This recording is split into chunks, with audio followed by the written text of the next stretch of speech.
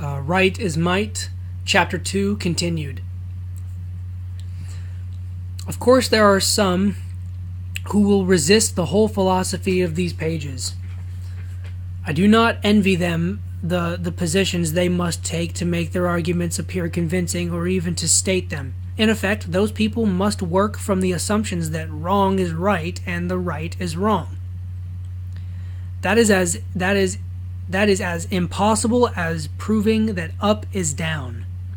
Their hair-splitting ingenuity may capture temporary adherents, but their logic is specious and cannot endure. Many persons may have to condition their thinking before they can accept all that follows, but there is evidence that the only person who will reject the basic tenets is the one who consciously thinks it is expedient and profitable to do what is wrong and has adopted a policy to that effect. If such people there be, their howls may go up to heaven, but these howls will be aimed into the wrong direction. So perhaps will be the people who utter them unless they mend their ways. There may be skeptics, but nobody can justify wrong to an intelligent listener except when that listener is a fellow conspirator. The case for right stands up under the most rigorous and logical analysis. To present that case demands no oversimplification of a complicated set of ideals hedged by ifs, ands, and buts. The presentation is based on irrefutable truth. Adoption of any opposite assumption as the basis of action is crime against humanity. Only because that crime is so perpetually committed have human affairs come to their present perilous state. Skeptics there may be, but the day will come when it is realized that the principle of absolute right is the crux of man's relation to man and also of man's relation to God. At the time of this publication, it may be difficult to recognize the person who espouses absolute right. He seldom talks about it. He has learned that people who hear his theories expounded silently accuse him of claims to saintliness and judge him critically. He has learned people seldom realize his behavior is controlled by recognition of a natural law. Instead, they may decide he is today to get away with something. And decide that he is trying to get away with something. It is a popular condemnation of a literal moralist that he sees the world in black and white. To him, there are no grays. Recognize that gray is compounded of black and white, and the comparison becomes more valid. Let us return to our consideration of the objections that arise when the formula of successful living is put into words. Right and wrong are relative qualities, someone may say. One thing is more right but less wrong than another. Often a thing is partly wrong and partly right. There is seldom a clear-cut distinction. End quote. Under analysis, a person discovers that situations consist of elements, some of which are wrong and others right. If he sorts out and examines those elements, truth is easily separated from error. Some tasks of sorting are more difficult than others, but only because they are more complicated. They have more elements, therefore they take more time to analyze, or perhaps the individual lacks knowledge of how to deal with them. Often it is hard to collect all the pertinent facts. Some facts must be filled in by speculation, and here it is important that the speculation be done by a scrupulous person. If those analyses are continued long enough, there finally emerges a clear pattern of distinctions between right and wrong. Those who act before a clear pattern emerges are those who act before a clear pattern emerges Those who act before a clear pattern emerges are the persons whose irresponsibility is causing much of society's trouble. There are other characteristic objections, and there is an answer to each.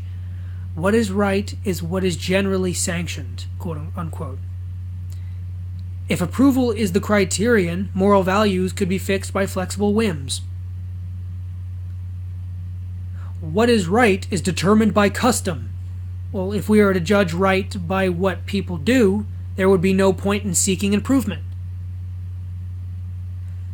Right depends on your viewpoint and interests. If that were true, the end justifies the means. What is right in one place will be wrong in another. Well, then do it here but not there. What is right today will be wrong tomorrow. Then do it today only.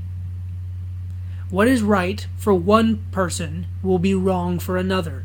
Well, let him do it for whom it is right, but not for others whom it is wrong. Such are the comments that have greeted the simple formula: always think, say, and do what is right, refuse to think, say, and do what is wrong. People who make those comments are living in clouds of delusion. Right is clear and distinct. It is a positive quality. There is no such thing as an indefinite dividing line. There are only people who do not perceive the truth, and that is why humanity does not have a Garden of Eden today. As children, all of us learn to handle the problems of ordinary arithmetic. There are vital lessons in arithmetic that we generally overlook. First, the easy way to solve a problem necessitates breaking it down into its simple and obvious steps. Second, each step constitutes a minor problem in itself to which there is an easy answer. Third, when you put together the right answers to the minor problems, you get the right answer to the problem as a whole. The procedure can be proved by adding a column of figures. Every competent person who adds the same column gets exactly the same answer. In handling the more complicated problems of life, people often are too negligent to be thorough. They use slipshot methods that leave too much to the imagination. Instead of confining themselves to the facts, they let emotions creep in. They get answers they want rather than answers that are right.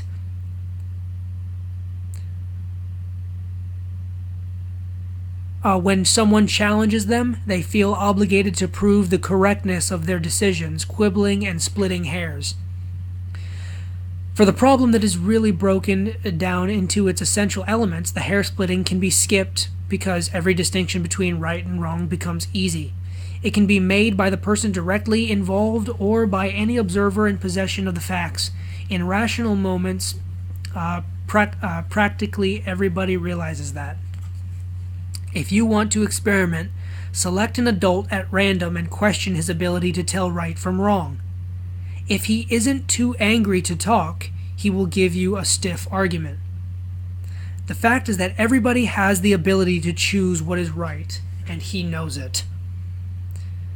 But it may also be true that he is often confused. In his confusion, he may erect elaborate defenses for his wrong decisions. In effect, he may say to himself, "This is the time when it is right to do the wrong thing." Let me repeat that. In effect, he may say to himself, "This is the time when it is right to do the wrong thing." The temptation to form such a concept should instantly show that he is off the track, provided he knows everything about logic. I have introduced the word temptation on purpose. For every normal person can tell right from wrong, except when temptation somehow undermines his reason. Let him learn to recognize and resist temptation. Let him learn the areas in which he is competent to make sound moral choices and then extend those areas. That will give him more freedom because he won't get into trouble. but he should be given no more responsibility than his existing stage of moral maturity enables him to manage for the common good, especially if he becomes one of our elected officials. Then everybody will have more freedom.